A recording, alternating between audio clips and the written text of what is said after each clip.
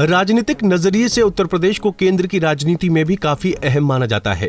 केंद्र की सरकार बनाने में यूपी राज्य काफी महत्वपूर्ण किरदार निभाता है।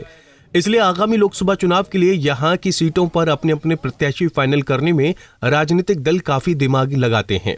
यूपी की एक अहम लोकसभा सीट है रामपुर, जहां से समाजवादी पार्टी के नेता आजम खान सांसद हैं, लेकिन जेल में बंद होने के चलते वो चुनाव नहीं लड़ पाएंगे। लेकिन अब नामांकन के आखिरी दिन के आखिरी पल तक भी समाजवादी पार्टी ये तय नहीं कर पाई थी कि आखिर कौन सपा की तरफ से नामांकन दाखिल करेगा।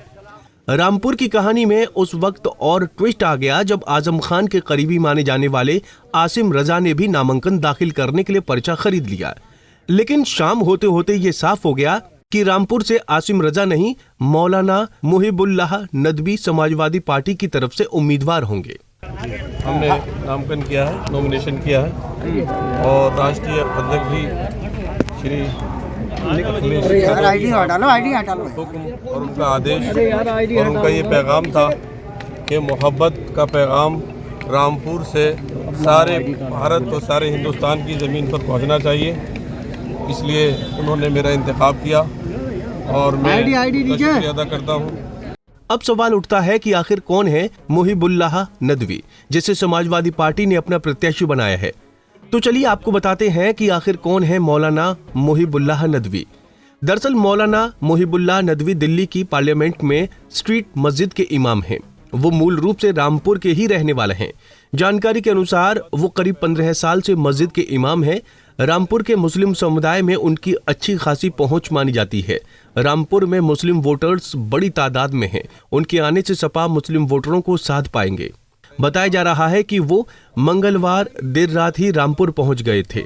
उनकी सपा के प्रमुख और यूपी के पूर्व मुख्यमंत्री अखिलेश यादव से भी मुलाकात हुई थी, जिसकी एक तस्वीर सोशल मीडिया पर खूब वायरल हुई।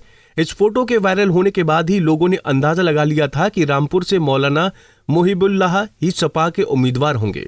बता दें कि मुस्लिम बहुल रामपुर को यूपी की हाई प्रोफाइल सीटों में से एक माना जाता है। पिछले लोकसभा चुनाव में यहां से आजम खान ने जीत हासिल की थी, लेकिन 2022 में यहां हुए उपचुनाव में भाजपा के घनश्याम लोधी को जीत मिली थी। इससे पहले 2014 लोकसभा चुनाव में भी ये सीट भाजपा के खाते में आई थी और नेपाल सिंह जीते थे। भाजपा ने इस बार भी लोधी पर ही भरोसा जताया है। इस सीट पर पहले चरण में यानी 19 अप्रैल को मतदान होगा। बता दें कि रामपुर के सपा कार्यकर्ता मांग कर रहे थे कि खुद अखिलेश यादव यहां से चुनाव लड़ें। कांग्रेस के साथ इंडिया गठबंधन के तहत ये सीट सपा को मिली है। Bureau report, Punjab Kesari TV. हमसे जुड़े रहने के लिए हमारे YouTube चैनल को सब्सक्राइब करें और नई वीडियो की नोटिफिकेशन के लिए बेल आइकॉन को दबाएं। अगर आप ये वीडियो Facebook पर देख रहे हैं तो लाइक जरूर करें और ज्यादा से ज्यादा शेयर करें। धन्यवाद।